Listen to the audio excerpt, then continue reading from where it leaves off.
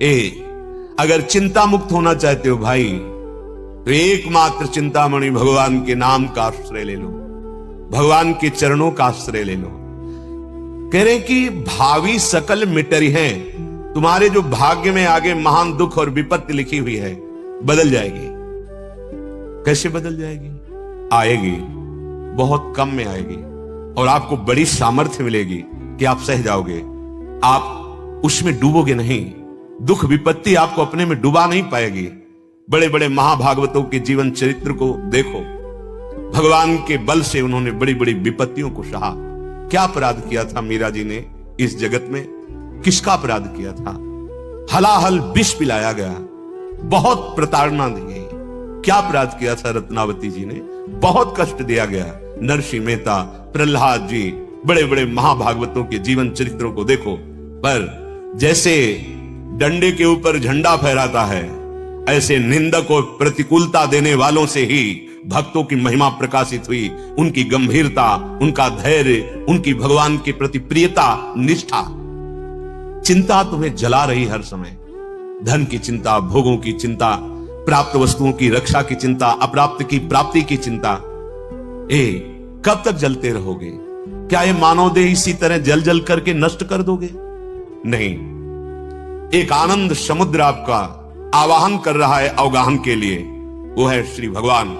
तुम्हें मानव देह दिया है, यदि विश्वास करो बात पर, नाम जपना शुरू कर दो, भगवान के आश्रित हो जाओ, तो तुम्हारा भाग्य पलट जाएगा। ताजी चिंता, क्यों चिंता करते हो? अनन्यस चिंतयन्तो माम ये जनाः परिपासते तेषां नित्याभियुक्तानां योगक्षेमं वहाम्यहम्। गोस्वामी जी, तुलसीदास जी कहते, जब मैं राम का नहीं था तो दरवाजे से भगा दिया जाता था, भूखा खड़ा रहता तो कहते थे इतना भागी है कि जो इसका थोड़ा भी सेवा या संग करेगा उसका नाश हो जाएगा। जन्मते ही मां को मार दिया, सेवा में धाय मां थी वो भी मर गई, पिता ने भी त्याग दिया था। गोस्वामी जी कहे, जब सम्राट ने ताज उतार के रखा तो ऐसे देखा कि जब राम का नहीं था तो कौरा नहीं मिलता था, आज राम का हूं तो बादशाह ताज उतार के रखता है। और ये तो बहुत छोटी बात हुई, अखिल ब्रह्मांडों का बादशाह स्वयं सेवक बना। जाओ शयन करते थे जिस कुटिया पे, हर दरवाजे पर राम लक्ष्मण भरत शत्रुघ्न का पहरा रहता, स्वामी सेवक बनकर खड़ा हुआ है। सुमिर पवन सुत पावन नामू अपने बस करी राखे रामू। अरे तुम किनके अंश हो? तुम कौन हो? क्यों चिंता में जल रहे हो? क्यों क्षुद्र भोगों में पापाचरण करके अपना नाश कर रहे हो? अये अविनाशी, तू सच्चिदानंद सुखमय है, तुझे कभी ये पार्थिव प्राकृतिक सुख शांति कभी नहीं दे सकते, कभी तू आनंदित नहीं हो सकता। बहुत जन्मों से भटक रहा है, छोड़ चिंता और चिंतामणि श्री हरि के नाम का चिंतन कर। गोस्वामी जी कह रहे, पायो नाम चारु चिंतामणि अब उर करते न खसई हो, अब लो नसानी अब ना नशई हो। मुझे चिंतामणि मिल गई। चिंतामणि का प्रभाव क्या होता है? जो सोचो वही हो जाए। क्या चिंतामणि मिल गई? बोले नाम, नाम रूपी। पायो नाम चारु चिंतामणि उर करते न खसे। हृदय रूपी हाथ से भी चिंतामणि जाने नहीं देंगे, अर्थात रात दिन हमारी श्वास श्वास पे नाम चलेगा। भाग्य मिट जाएंगे, जो अशुभ भाग्य है पक्का। हर परिस्थिति आनंद उमगन में व्यतीत होती है उनकी जो भगवान के आश्रित होते हैं। सच्ची मानिए, सुरपति नरपति लोकपति जिनके भावे घास रहे परम आनंद में तज सब ही की आस, क्योंकि हृदय में वो आनंद प्रकट हो गया जिस आनंद की खोज हम बाहर विषयों में कर रहे थे। यदि आप नाम लेने लगे तो देखो नाम का कैसा प्रभाव है।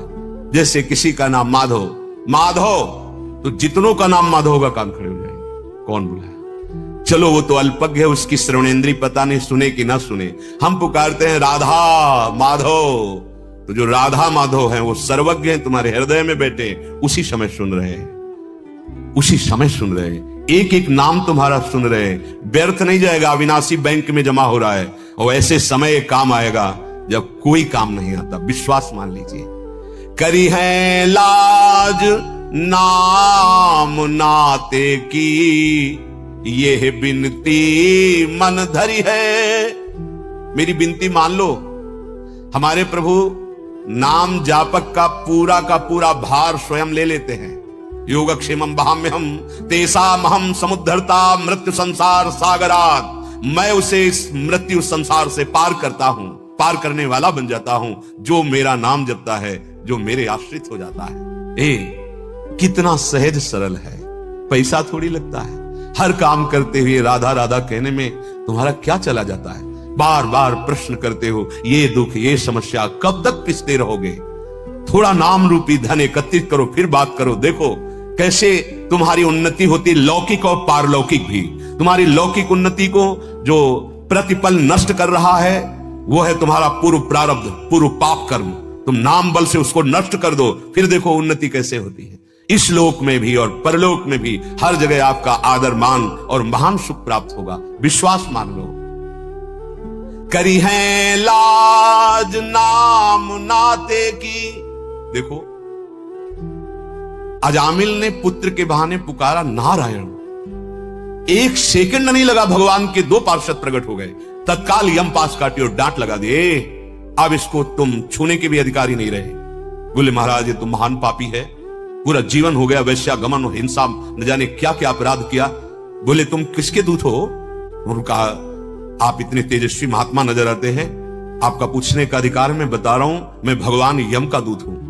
बोले तुम धर्मराज के दूत होकर धर्म का रहस्य नहीं जानते? किसी बहाने से इसने जिस समय कहा नारायण, उसी समय समस्त पापों का प्रायश्चित हो गया और ये भगवत प्राप्ति का अधिकारी हो गया, क्योंकि अंतिम समय पुत्र के बहाने से नारायण पुकारा और जो सुंदर उपदेश किया। अब वो तो पुत्र को पुकार रहा था नारायण। यदि आप जान करके श्रद्धा से या जैसे भी भाव बने, राम कृष्ण हरि राधा राधा नारायण जो भी बोलोगे, क्या तुम्हारे मंगल में संशय रह जाएगा? करी है लाज नाम नाते की, यह बिनती मन धरी है, दीन दयाल बिरद साचो करी, हरि दारुण दुख हरि है, होई सोई हरि जो करी है।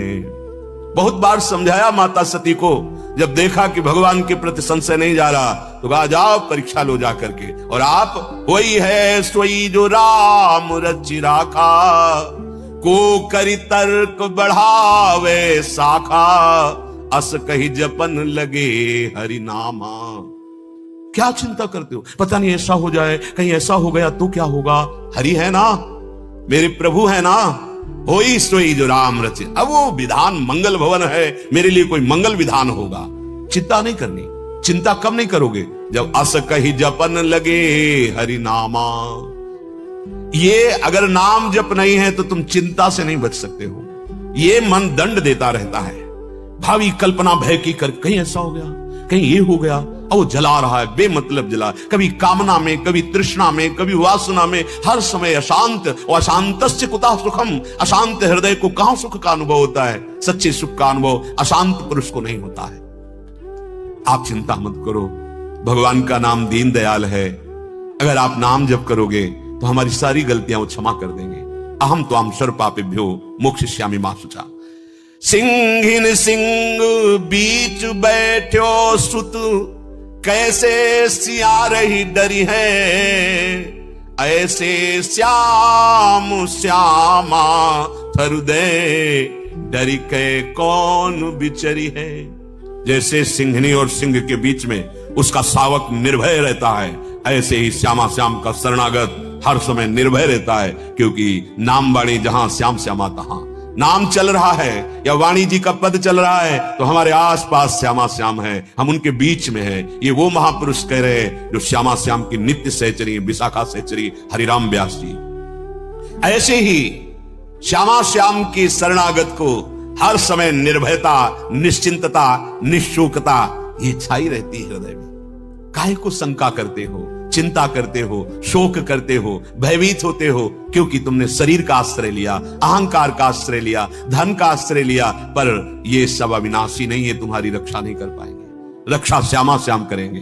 तन विनाशी है, इसका विनाश होके रहेगा, पर तुम्हें परिचय मिल जाएगा अपने स्वरूप का तो तुम निहाल हो जाओगे, परमानंदमय हो जाओगे।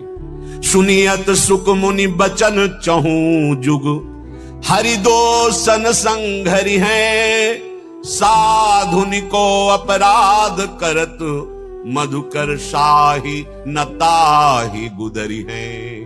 हरिराम व्यास जी कह रहे सावधान, ये बड़े बड़े महापुरुषों के अनुभव की बात कह रहा हूं। जिसने हरि आश्रय लिया, हरि नाम जप किया, निर्दोष अवस्था को प्राप्त हो गया, निर्विकार हो गया। दूसरा कोई उपाय नहीं। ये काम क्रोध लोभ मोह मद मत्सर्य ऐसे महान योद्धा है। आ ब्रह्म स्तंभ पर्यंतम सर्वम मायामयम जगत, टिकाऊ भूमि नहीं है। यहां से लेकर के नीचे और ऊपर के सब लोग मायाकृत हैं। ये ऐसा नहीं है कि प्रलय में नष्ट नहीं होंगे, सब नष्ट हो जाते हैं। दीर्घ काल तक ब्रह्मा जी का लोक है, पर वो भी स्थायी नहीं है, वो विनाशवान। आ ब्रह्म स्तंभ पर्यंतम, तिनके से लेकर ब्रह्मलोक तक सब मायामय है। माया से मुक्त होने के लिए एकमात्र हरि शरणम, भगवान का आश्रय और नाम जप। हरिराम व्यास जी कह रहे हैं बड़े बड़े महापुरुषों की बात कह रहा हूं। अगर दोषों से मुक्त होना है तो भगवान नाम जप नहीं है तो बातों से काम क्रोध पर विजय प्राप्त नहीं कर सकते। परयो प्रवाह काल के कदापि छूटी है नहीं, व्यास नंद नाम जो प्रतीति सो न रटहि। यदि नाम विश्वास के साथ आप नहीं रटते हैं तो ये काल के प्रवाह में आप पड़े हुए बच नहीं सकते। ये नाना प्रकार की दोष और चिंताएं आपको अंदर अंदर खाती रहेंगी।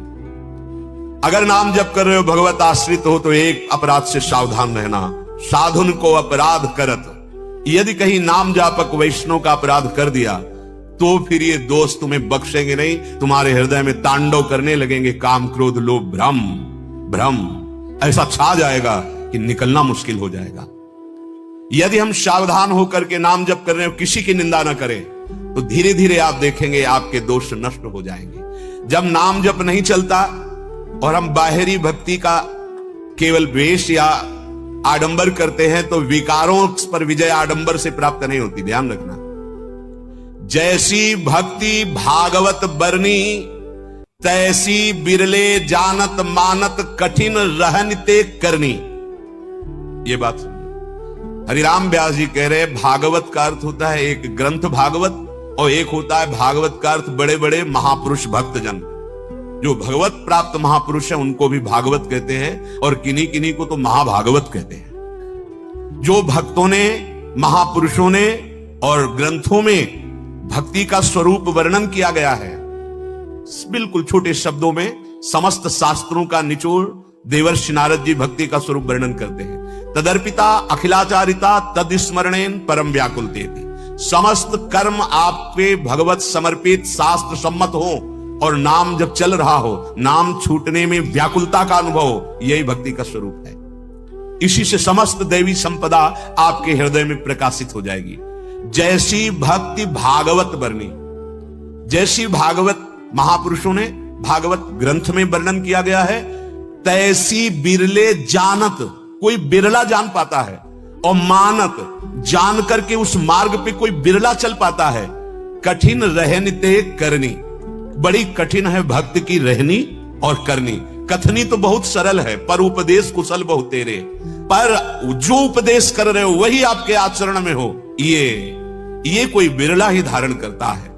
महाराज हरिराम व्यास जी कह रहे हैं, स्वामी भट्ट गोसाई अगणित मति करी गति आचरणी, प्रीति परस्पर करत न कबहू मिटे न ही की जरनी। ए भाई कोई भी हो, हरिराम व्यास जी कह रहे हैं, किसी भी ऊंचे पद पे बैठे हो, तस्मात् शास्त्रम प्रमाणम ते कार्यो व्यवस्थित हो। यदि आप शास्त्र के अनुसार भक्ति के आचरण नहीं कर रहे हो, मनमानी कर रहे हो, तो तुम्हारे हृदय की जलन कभी नहीं मिटेगी, तुम्हारे हृदय में प्रीति नहीं जागृत होगी, परस्पर वैर विरोध राग और द्वेष बना रहेगा। कोई भी हो, कहीं भी हो, जब तक शास्त्र सम्मत भक्ति का हृदय में प्रादुर्भाव नहीं होगा, आचरणों में नहीं होगा, तब तक रंग नहीं आएगा। और रंग के बिना कह रहे मिटे न ही की जरनी, हृदय तुम्हारा जलता रहेगा।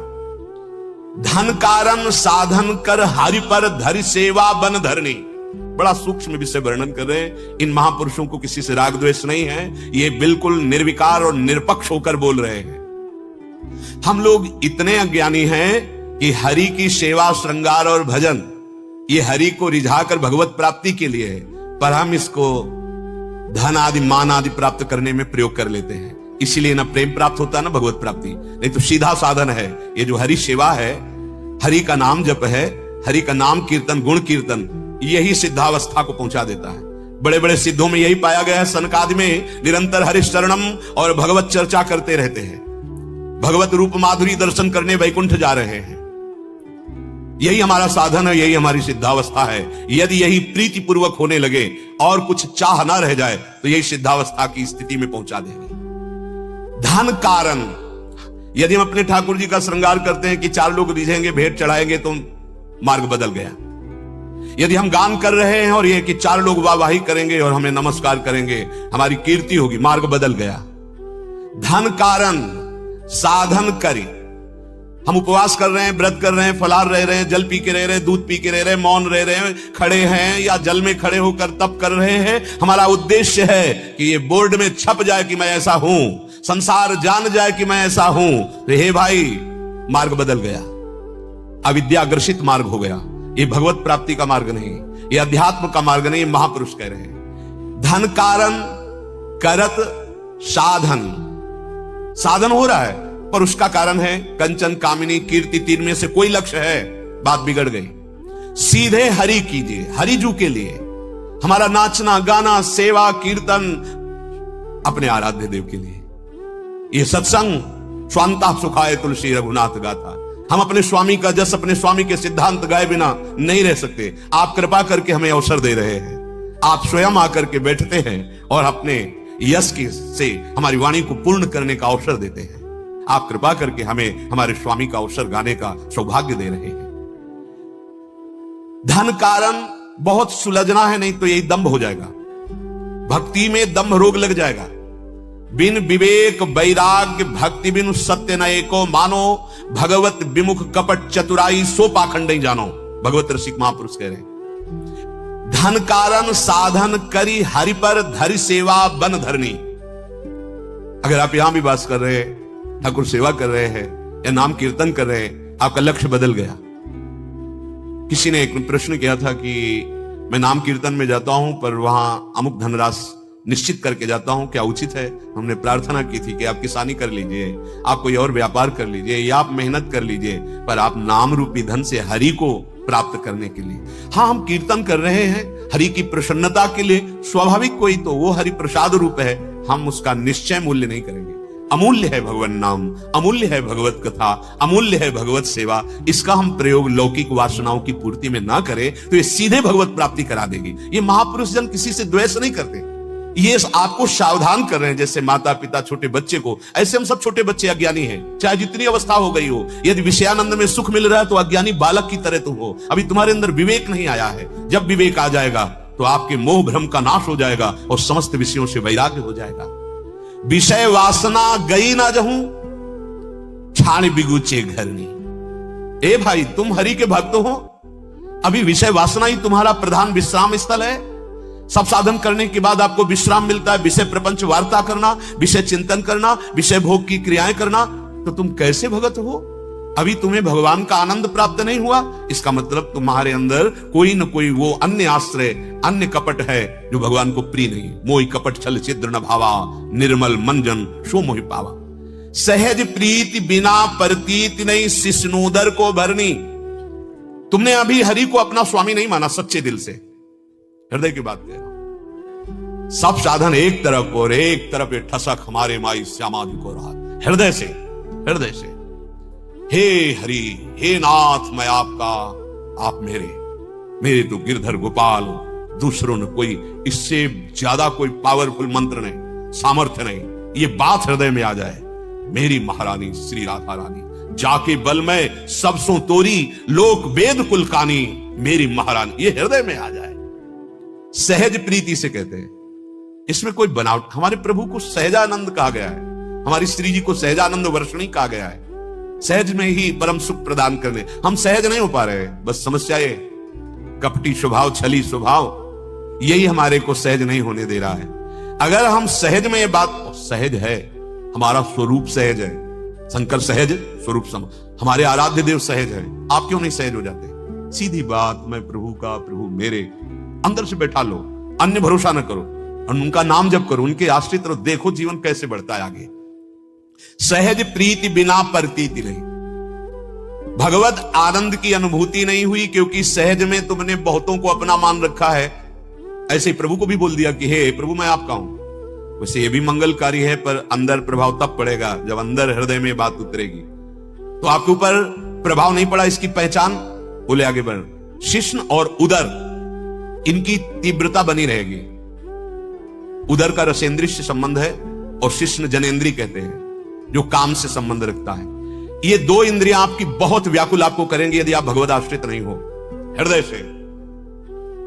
काम के प्रति पूरा ब्रह्मांड जितने भी हैं, जब तक भगवद आश्रित नहीं हुआ तब तक वो सावधान नहीं हो सकता। बहुत बड़ा खिलाड़ी है कामदेव, बहुत बड़ा खिलाड़ी है। ऐसी महीन सूक्ष्म वृत्ति से फंसा के गिराता है कि जब गिर जाता है देखता है अरे हम तो समझ रहे थे, हम तो निकल गए, कहां खड़े हो गए, ये चूक कैसे हुई। कोई ना कोई अन्य आश्रय है। नहीं, भगवद आश्रित के सामने ऐसे आ जाते हैं भगवान। करो सदा तिनके रखवारी, जिम बालक राखे महतारी। कई बार मन की चंचलता को देखा है और भगवान की कृपा को देखा है। बचपन से इसी मार्ग में ना देखा है इस बेईमान की बेईमानी को और देखा है भगवान की कृपा को। विश्वास कीजिए, जब तक रसेंद्री अच्छे अच्छे पदार्थ खाना चाहती है और जनेन्द्री भोग भोगना चाहती, तब तक भगवदानंद का लेस नहीं प्रकट हुआ। और जिस दिन भगवदानंद के लेस की बात जाने दो लगन लग जाएगी, तो ब्रह्मादिक के भोग सब विषम लागत ताई। पर यह अहंकार हमें चकनाचूर कर देता है।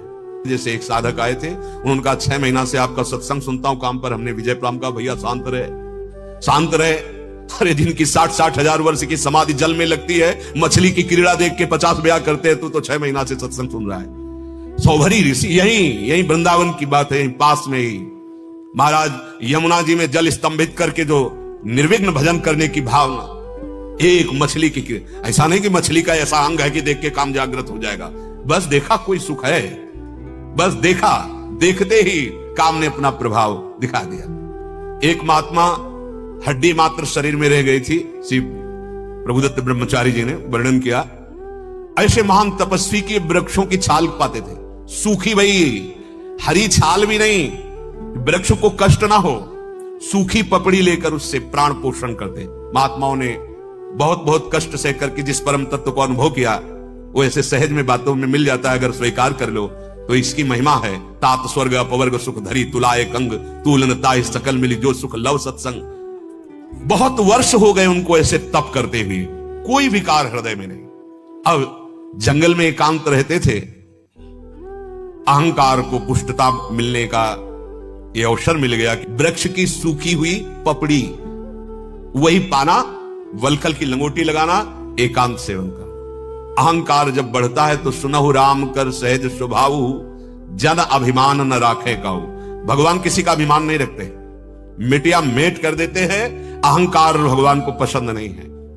अब वो अहंकार बढ़ने लगा, जहां अहंकार बढ़ा तहां विकार बढ़ना शुरू हो जाते हैं। तो एक दिन कामदेव प्रकट हुए साधारण वेश में और कहा, महाराज आप ऐसा न समझे कि सब विकारों पर विजय प्राप्त कर ली। चिंगारी अगर दबी रह जाए तो ऐसा न समझो कि आग नहीं है। अगर फूस मिल जाए और हवा बन जाए तो ज्वाला की आपको वृत्ति का दर्शन हो जाएगा। अभी वो चिंगारी पर फूस मिल जाए, हवा का सहयोग हो जाए तो ज्वाला का दर्शन करा देगी वही चिंगारी। तो जब तक भगवत साक्षात्कार नहीं होता तब तक चिंगारी रहती है। और अगर फूस मिल जाए ना, देवर्षि नारद जी ने कहा पहले तरंग की तरह होता, फिर समुद्र की तरह छा जाता है विकार। तो उन्होंने कहा अरे जाओ क्या बात करते हो, मुस्कुराए और कहा सावधान रहना, और चले गए। वो ये नहीं जान पाए कि साक्षात कामदेव था। दृश्य बदलने लगा, जहां जहां से वृक्षों से पपड़ी लेते थे, अब वहां घी का बढ़िया मेवा पड़ा हुआ हलवा चिपका दिया। वो देखा कि मेरे तप के भय से ये वृक्ष पपड़ी की जगह कुछ खाद्य पदार्थ प्रकट कर रहे हैं। मेरा प्रभाव, क्योंकि अहंकार बढ़ चुका था, जवान से चाटा तो जहां सूखी पपड़ी खाने वाली जवान, वहां मेवा से मिक्स हलवा एकदम देसी घी का। अब इतना हलवा, उनका बड़ा प्रभाव तप का। दूसरे दिन देखा कि कई वृक्षों में, बोले पूरा वन मेरे अधीन है। अब कई जगह चाटा तो 200-250 ग्राम तो हलवा पहुंच ही गया। अब हड्डियों में चिकनाहट आने लगी, रक्त बढ़ने लगा, मांस बढ़ने लगा। रोज उनको बस यही आभास होता कि मेरे तप के प्रभाव से वृक्ष ऐसा खाद्य पदार्थ प्रकट कर रहे हैं। एक दिन वो जब गए तो हलवा नहीं लगा हुआ था उसमें। तो कहा आज क्या हुआ? तो देखा कि छमछम की आवाज आ रही नूपुरों की। तो उधर देखा तो एक स्वर्ण के कटोरा में लिए हुए एक नव युवती आ रही। उनका तू कौन है? तो कांपने का नाटक, महाराज मैं आपसे बहुत भयभीत हूं। क्यों? आज विलंब हो गया। किस बात का? मैं ही तो हलवा लगाती थी। अच्छा, तुम हम पे इतनी श्रद्धा करती हो? तुम डरो मत, निर्भय हो जाओ, लाओ कटोरा, पूरा हलवा। अब वो इतना स्वादिष्ट, क्योंकि अहम का ऑपरेशन होना था। ताते करें कृपा निधि दूरी, सेवक पर ममता आती पूरी। अब जब हाथ से हलवा लिया और पाया, अब वृक्षों में नहीं लगता, एक झोपड़ी पर्णकुटी थी, वही कुटिया में पहुंच गया सामने हलवा का कटोरा। वो नौयुवती और कोई नहीं, साक्षात काम महाराज। अरे थोड़ा बैठो तो। कहां से आती हो तुम? बड़ी श्रद्धा हम पे रखती हो, रोज देख रहे हैं इस जंगल। महाराज जब से आपका तप प्रभाव हमने सुना यहाँ के सब ऋषि महात्मा, तब से मैं न्यौछावर हो गई हूं। आपकी चरण दासी हूं, बस आज्ञा के लिए मैं इंतजार कर रही हूं, कभी सेवा का अवसर। इतना समर्पित हो तुम? हां। कोई परिवार में बस एक बूढ़ी मां है। तुम्हारा ब्याह हुआ? महाराज नहीं, ब्याह नहीं हुआ। अच्छा, तो अगर हम चाहें तो? बस महाराज मैं समझ गई, मैं तो आपकी दासी हूं, आप चाहो भर, मैं तो सेवा में ही हूं। अब उनके हृदय में प्रसन्नता तपस्या फलीभूत हो गई। इतनी सूखी पपड़ी खाई, देव सुंदरी हमको अब मिलेगी, और रोज ऐसे हलवा नहीं। बड़ी बड़ी कृपा को भी संभाल कर देखना। अब वो तो फिर शास्त्रीय पद्धति से वन को हम साक्षी मानकर देवताओं को तुम्हारा पाणी ग्रहण संस्कार स्वीकार करते हैं। महाराज एक शर्त है, घुटने के बल हो हमारी मां तक चलो। मां बड़ी जिद्दी स्वभाव की है। वो कहती है हम दूल्हा उसी को तेरा बनाएंगे जो तेरे अधीन होगा, और ये मुझे दिखाना है कि आप मेरे अधीन हो। बोले तो सब ऋषि मुनि जंगल के और जो भी हैं वो देखेंगे। महाराज अब अगर इतना आपको ये पसंद है कि हम आपकी सेवा में आए, तो इतना तो आपको करना पड़ेगा। और महाराज समय हम बताएंगे, अभी नहीं। और इसके बाद सब ऋषियों के यहां जाकर के सूचना दी कि हमारा पाणी ग्रहण संस्कार उनसे होने जा रहा है, आप सब अपनी अपनी कुटिया से बाहर के देख लो। अब महाराज के ऊपर जैसे घोड़ा महाराज बन गए, बैठे और ऐसे घुटनों के बल, वहां कोई मां नहीं कोई। इसके बाद ऋषियों के सामने उतरे, 5 फूलों का बाण धारण किए। बोले देखा, ये तो कहे कि तेरी विशुद्ध तपस्या तो मैंने भ्रष्ट तेरे को नहीं किया। जानता है मैं कौन हूं? ना मैं सुंदरी हूं, ना मैं वो बूढ़ा हूं, मैं साक्षात कामदेव हूं। महाराज कभी अहंकार नहीं, अहंकार नहीं। भगवान का यदि दिव्य आश्रय है और नाम जप है तो दैन्यता बढ़नी चाहिए, साधन पक्ष का अहंकार नहीं। अगर आपके अंदर भगवद आश्रय दृढ़ नहीं हुआ तो कह रहे हैं कि शिश्नोदर की भरनी, ये 2 बहुत शत्रु बड़े हैं इंद्रियां, एक रसेंद्री और एक जनेंद्री। ये ऐसे चौड़े पे मारते हैं जहां कोई बचाव पक्ष नहीं होता, केवल श्री भगवान होते हैं। इसीलिए एकमात्र भगवान का आश्रय, जे विधि होए नाथ हित मोरा। हमारी बुद्धि का क्या भरोसा? कभी किसी क्षण तो ऐसे वैराग्य में रहती हो, कभी किसी क्षण ऐसे भोग वासना में रहती। नहीं भरोसा, भरोसो दृढ़ इन चरणन केरो। जब तक भगवान के चरणारविंद का भरोसा नहीं होता, ये हमारी बुद्धि कभी भी धोखा दे सकती। व्यास आस जो लगी है तौ लगी हरि ना। ये जब तक भोगों की आशा है तब तक हरि का आनंद नहीं मिलता। बड़े बड़े बुद्धि के तर्क उपस्थित होते तो कभी कभी हंसी आती है। ए भाई, सारी की सारी ये 3 गुणों से भरी हुई बुद्धि का तर्क है। अभी बुद्धि के अतीत तत्व का कोई परिचय नहीं, केवल बात ही बात। जो बात की बात है, अभी वहां नहीं पहुंचे त्रिगुणातीत में। सहज प्रीति तभी उत्पन्न होगी जब तक विषयों की आशा है, तब तक नहीं। सहज प्रीति के बिना हरि का विश्वास दृढ़ नहीं होता, हरि का अनुभव नहीं होता। और हरि का अनुभव हुए बिना ये विकार किसी को बख्शते नहीं है, क्योंकि ये भी हरि के बल से है, ये भी हरि के पार्षद हैं। कामदेव अवतार ले रहा है, भगवान श्री कृष्ण जब अवतार लिए तो प्रद्युम्न जी के रूप में। प्रद्युम्न साक्षात कामावतार भगवान प्रद्युम्न, भगवान ही हमें बचा सकते हैं। इसलिए हम भगवद आश्रित होकर जैसी शास्त्र सम्मत भक्ति का वर्णन है वैसा हम स्वीकार करें, नहीं हमारी बुद्धि मोह रूपी दलदल में फंस जाएगी। भगवान श्री कृष्ण चंद्र जो गीतामृत में हमको सावधान कर रहे हैं। यदा ते मोह कलिलम बुद्धिर्व्यतितरिष्यति तदा गंतासि निर्वेदम श्रोतव्यस्य श्रुतस्य च।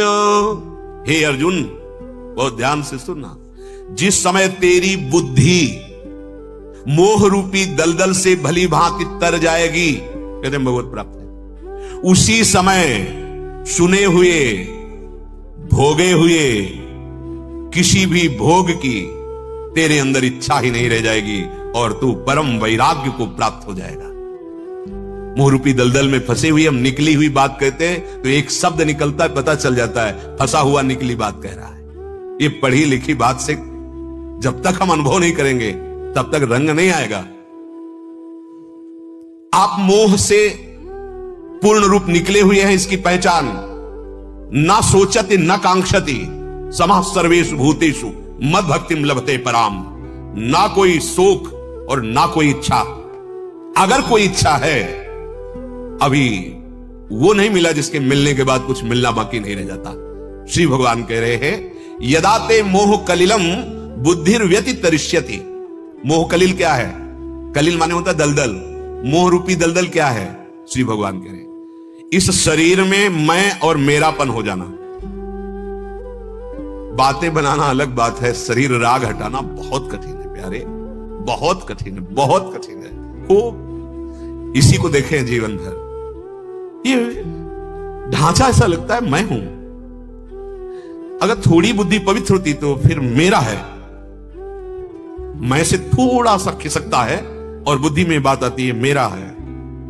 अहमता और ममता पहला मोह का लक्षण। शरीर, मैं शरीर, मेरा शरीर, तीन शरीर, स्थूल शरीर, सूक्ष्म शरीर, कारण शरीर। फिर और मोह दलदल, मेरी मैया, मेरे पिता, मेरे भाई, मेरी भौजाई, मेरा पुत्र, ये मेरी पुत्री, मेरी स्त्री, ये मेरा घर, ये मेरा बैंक बैलेंस, ये मेरा पद, इसी का नाम मोह रूपी दलदल है। समझ लीजिए श्री भगवान कह रहे हैं कारण इनमें अहमता और ममता समर्पित हो गई, स्व समर्पित हो गया। ये इतनी जोर से मान्यता हो गई।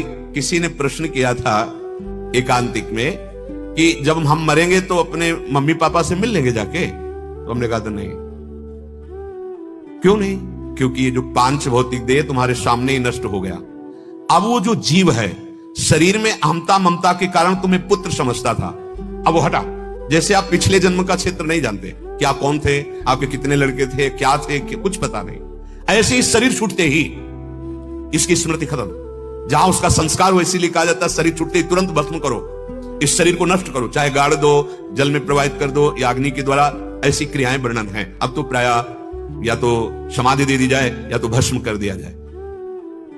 जब वो जीवात्मा अपने सूक्ष्म शरीर और कारण शरीर इन दोनों के साथ जाता है, अब उसके कर्म के अनुसार वहां भेजा जाता है। जैसे ऊपर के जितने सम्मायामय लोग ही हैं पर पुण्य में है, वो बहुत पुण्यात्मा, याज्ञिक, धर्मशील, तो वो स्वर्ग की अलग अलग भूमिकाओं वाले प्रदेशों में जाता है। स्वर्ग जैसे मृत्यु लोग, अब मृत्यु लोग में अमेरिका भी है, हालैंड है, थाईलैंड है, भारत है। भारत में जैसे उत्तर प्रदेश, मध्य प्रदेश, ये ऐसा स्वर्गलोक कोई ऐसा नहीं कि एक गांव का नाम स्वर्गलोक है। ये मृत्यु लोक कितना बड़ा है, ऐसे स्वर्गलोक। अब उसमें भी पितर लोक है। अब वो जो पितर भगवान के स्वरूप है, जैसे भगवान कहते हैं मैं पितरों में अर्यमा हूं, तो जो हम पिंड दान करते हैं वो भगवान को प्राप्त होता है जाकर के, वही पितर स्वरूप से वहां विराजमान है। अब वो जीव जहां गया है, यदि अपने कर्मानुसार नरक गया है तो आपका यहां दान पुण्य उनके प्रति किया हुआ उसको वहां प्राप्त होगा, वहां सहूलियत मिलेगी उसको। यदि वो स्वर्ग में गया है तो उसे प्राप्त होगा। ऐसा नहीं कि तुरंत मरा तुरंत योनि प्राप्त हो गई, निर्णय होता है उसका। अगर वो पुण्यात्मा है तो स्वर्ग में अमुक समय तक सुख भोगेगा, पापात्मा है तो नरक में। नरक कोई इतना नहीं कि एक है, जैसे मृत्यु लोक ऐसे नरक लोग, बड़े बड़े भयानक नरकों की सृष्टि है। अब मानो आपका सुकृत श्रेष्ठ, आप अमुक लोक में, अमुक प्रांत में, और आपका है तो आप अलग। तो ये थोड़ी कि आप चले जाओगे वहां आ गए मेरे बेटा।